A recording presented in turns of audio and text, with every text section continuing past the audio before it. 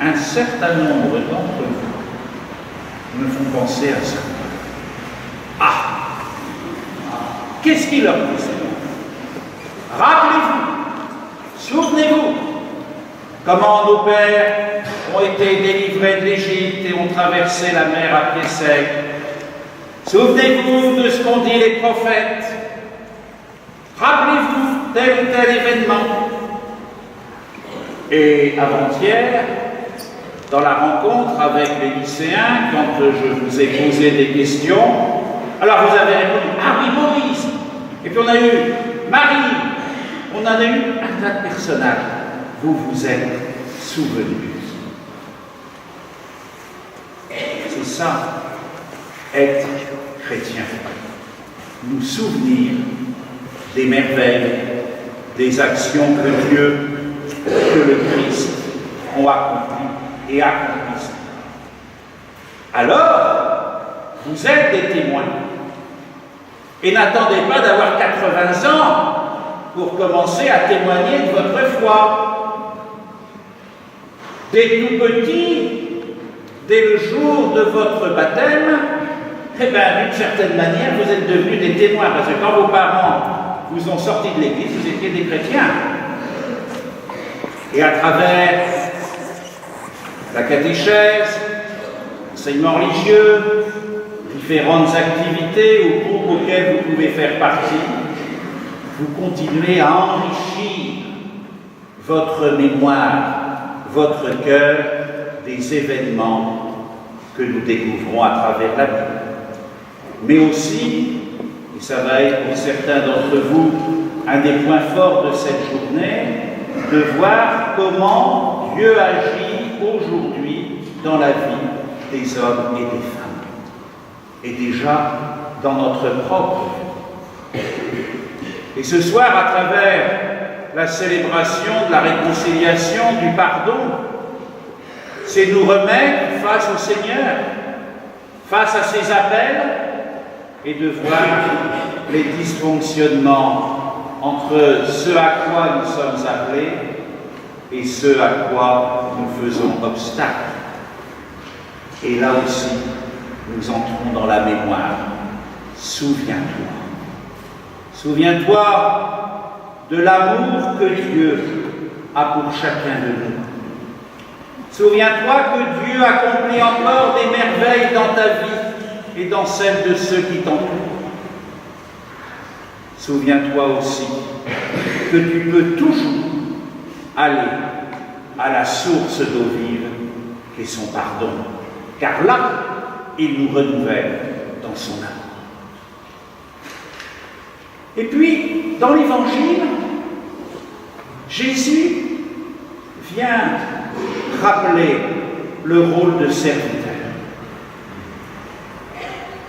Le serviteur, c'est celui qui se met en chemin pour aller à la rencontre de l'autre et essayer, à sa juste mesure, d'être à son service. Alors là aussi, dans les témoignages, il faut éviter quelque chose. Ce matin, vous allez rencontrer, un certain nombre d'entre vous, des témoins qui vivent quelque chose qui peut nous paraître extraordinaire. Le danger, c'est de se dire « Ah, c'est tellement extraordinaire, moi je ne pourrais jamais y arriver. » Parce qu'il y en a qui vont aller au Sénacolo, donc les jeunes ont connu l'épreuve de la drogue, d'autres addictions. Vous allez rencontrer l'hospitalité, l'office chrétien pour les personnes handicapées, des personnes qui se mettent au service, et certains peuvent dire « Ah oui, oui, moi je... Oui, oui, ça c'est pour moi. » D'autres vont dire « Oh non. » Alors,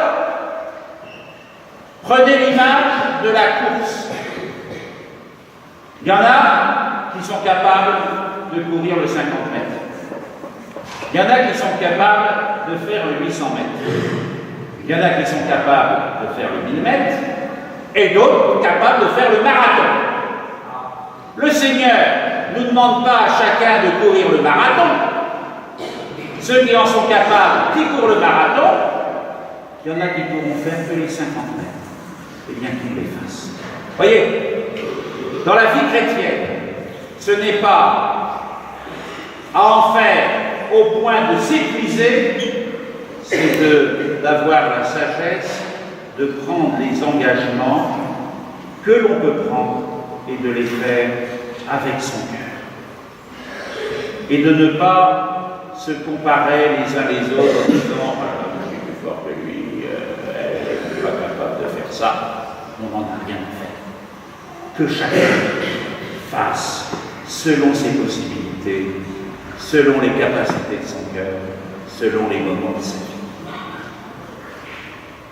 Mais les témoignages sont là aussi pour que, comme dit le pape François, nous sortions de nos canapés. D'ailleurs, dans certains hôtels, j'ai vu qu'il y avait de profonds canapés et que certains y ont pris des habitudes. Voilà. Enfin, quand je vous ai vu vous déchaîner hier soir, je me suis rassuré que vous sortiez de vos canapés. Alors, le témoignage, c'est cela. Quand vous allez, certains sont déjà engagés dans divers domaines, quand vous allez rentrer, quand nous allons rentrer en Moselle, c'est de se dire « Ah, où est-ce que je vais pouvoir m'engager ?» Alors là, dérangez vos curés. Vous avez entendu, monsieur? Dérangez vos curés, dérangez vos animateurs et animatrices, dérangez vos paroisses pour que vous puissiez vous donner les moyens et que nous puissions vous soutenir pour les mettre en œuvre, comme je vous y invitais déjà hier soir. Voilà, Jésus nous invite à sa suite à entrer dans cette mémoire que l'Église, c'est ça l'Église. L'Église, c'est le lieu où nous pouvons ensemble découvrir les merveilles de Dieu, où nous pouvons ensemble nous soutenir les uns les autres dans notre témoignage, dans notre service. Ce n'est pas une grande administration, une espèce d'organisation. Si nous sommes là ce matin dans cette basilique à Lourdes, c'est parce que l'Église, depuis notre naissance, nous a fait grandir et connaître dans la connaissance de Jésus, de Dieu, de l'Évangile. Alors demandons au Seigneur dans cette Eucharistie, là où il vient nous donner sa force, où nous allons dire, redire, faites ceci en mémoire de moi. Souvenez-vous de ce que j'ai fait pour vous. Souvenez-vous que je vous ai aimé jusqu'au bout. Et le Seigneur nous entraînera avec lui dans cet amour. Amen.